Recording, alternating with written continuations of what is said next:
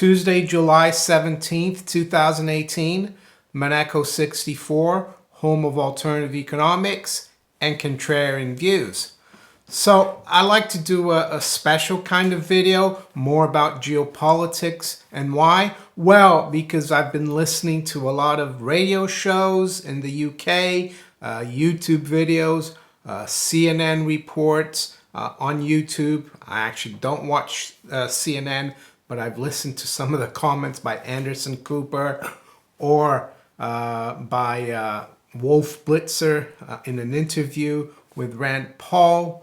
And it's, of course, all pertaining to the summit between President Trump and President Putin yesterday in Helsinki, Finland.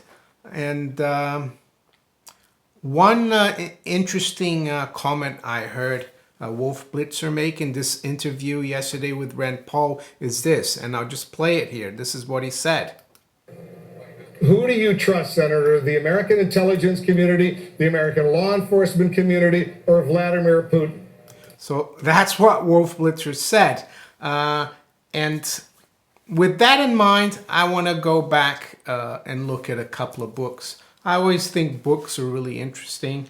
I know things written in books are not necessarily, how can I say, always the truth. But when it's well sourced, they could be very good sources of information. And before I go further, I'd like to say, prior to 1947, 1948, the CIA did not exist. So do we really, do the United States really need a CIA? And I would argue that the CIA is more the intelligence arm of the globalists and not the intelligence arm of the American people. They don't do things to help the American people. They do things for their own interests. And the people who run the CIA, of course, are the establishment. George Herbert Walker Bush, CIA director. And if you go against these people, we know what's happened in the past. It's a very, how can I say, dangerous game. Especially for President Trump. But I would also argue that there could be factions within the intelligence community in the U.S. That are not, how can I say, have a heart of darkness, as Christopher Story talks about in this book, The New World, The New Underworld Order. Really interesting book. And I go to chapter 1 where he talks about the Langley Lie. So here it is, the Langley Lie. And I'll read from it. And this is what he says. The central lie masquerading as the truth. And I quote, visitors to the headquarters of the Central Intelligence Agency, CIA, at Langley, Virginia, are confronted with the following slogan. You shall know the truth, and the truth shall set you free, right? And he goes on to say, this slogan, which is dishonestly intended to lead the observer to understand, contrary to the actuality, or actuality, that the CIA deals in the truth, also encapsulates another lie. The second lie hidden in this slogan exploits the cynical assumption that few in the modern world know Scripture. If they did, they would immediately be aware that this slogan is actually taken out of context from a glorious statement given to us for our salvation by Jesus Christ. So he goes on to talk about that. And the other thing he talks about is on the next page that's really interesting. And it goes on to say, U.S. intelligence admits it has a heart of darkness. So here's the statement here in the book, and I'll read a bit from it. And he goes on to say, as if to anticipate this book, a so-called former U.S. intelligence operative has openly acknowledged that U.S. intelligence is engaged in works of darkness. Of course, we all know this. The whole world, since Abu Ghraib, now knows it. although even today few have any grasp of the scale of the reprobate U.S. intelligence community's involvement in such works. But for a former U.S. intelligence operative to admit as much is certainly a most interesting development. It would be comforting to believe that the remark was made in a contrite spirit of humility and tenderness towards those whom the intelligence community has wronged. No such luck, unfortunately. And then he goes on to say, the former operative's admission surfaced in an article by the veteran U.S. investigative reporter, and he puts in brackets, with the closest of intelligence community links, Seymour Hersh, in the aftermath of the atrocities committed in Abu Ghraib. That's the Iraqi prison, right, where Americans tortured prisoners, and we saw photos of it. With which the U.S. intelligence-linked corporations CACI and Titan were associated, and for which they were largely responsible. Hersh was describing that he had learned about a special access program, SAP, or clandestine black operation subject to the U.S. Defense Department's most stringent level of security, which was itself blown by Hersh's revelations in The New Yorker. Under the SAP, Hersh reported, commandos crossed borders without visas and could interrogate terrorism suspects deemed too important for transfer to the military's facilities at Guantanamo, Cuba. U.S. commando operatives and other specialists carried out instant interrogations using force if necessary at secret CIA detention centers scattered all around the world. And he goes on to say the resulting intelligence would be relayed to the SAP command center in the Pentagon in real time and sifted for those pieces of information critical to the white or overt world. This is the paragraph in which the unprecedented official admission in question was made. So he reads, and I quote, fewer than 200 operatives and officials, including Defense Secretary Rumsfeld and General Richard Myers, chairman of the Joint Chiefs of Staff, were completely read into the program, the former intelligence official said. The goal was to keep the operation protected. We were not going to read more people than necessary into our heart of darkness, he said. The rules are grab who you must, do what you want. So there you go. I'll even show it to you here where he makes that quote. And he also goes, Christopher Story also goes on to talk about MI5.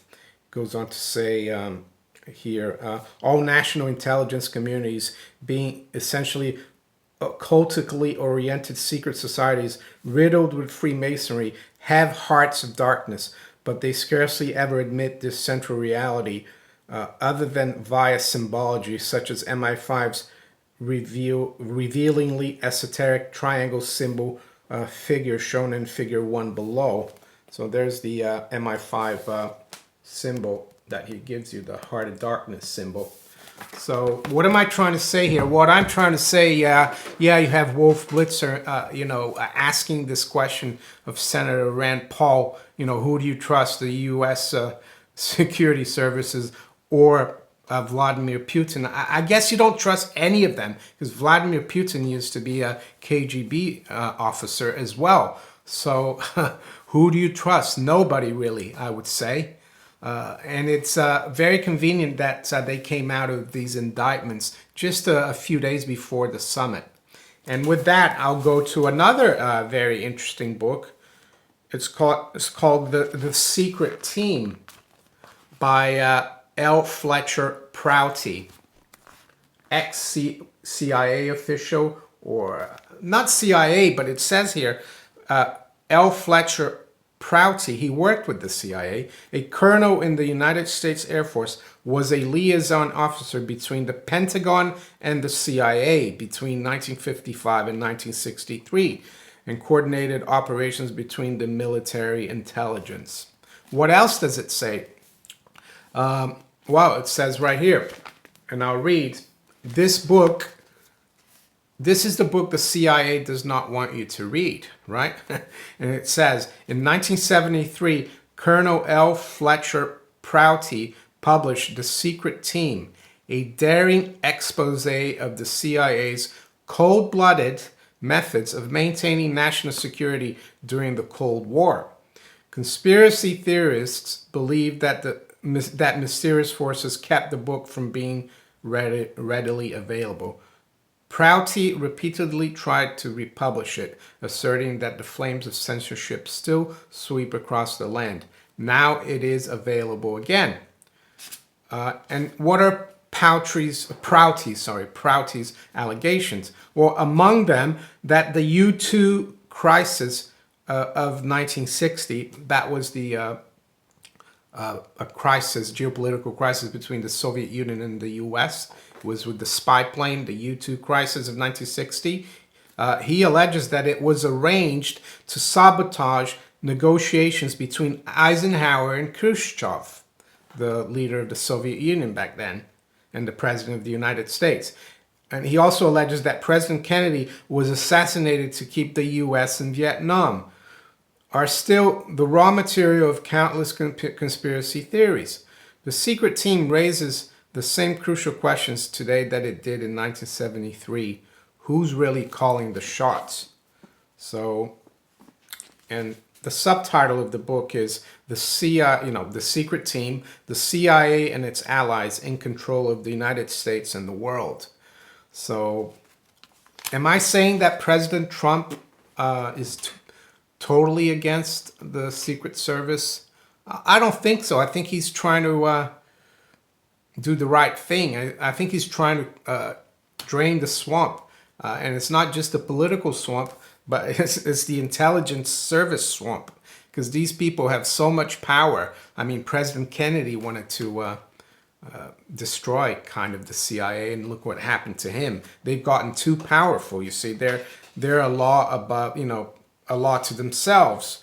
And the interesting thing he notes here, author's notes from 1997.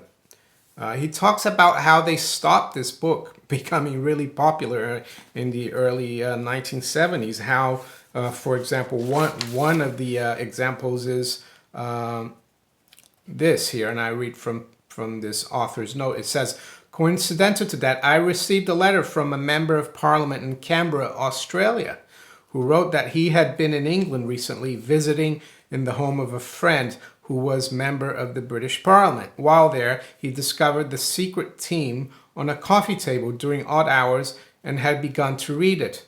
Upon return to Canberra, he sent his clerk to get him a copy of the book. Not finding it in the stores, the clerk had gone to the customs office, where he learned that 3,500 copies of the secret team had arrived, and and on that same date had been purchased by a colonel from the Royal Australian Army. The book was dead everywhere. The other thing he notes is that he says about the book, how it was stopped. After excellent early sales of the secret team, this was in 1973, during which Prentice Hall printed 3 editions of the book, and it had received more than 100 favorable reviews, I was invited to meet Ian Ballantyne, the founder of Ballantyne Books. He told me that he liked the book and would publish 100,000 copies in paperback as soon as he could complete the deal with Prentice Hall. Soon there were 100,000 paperbacks in bookstores all around the country.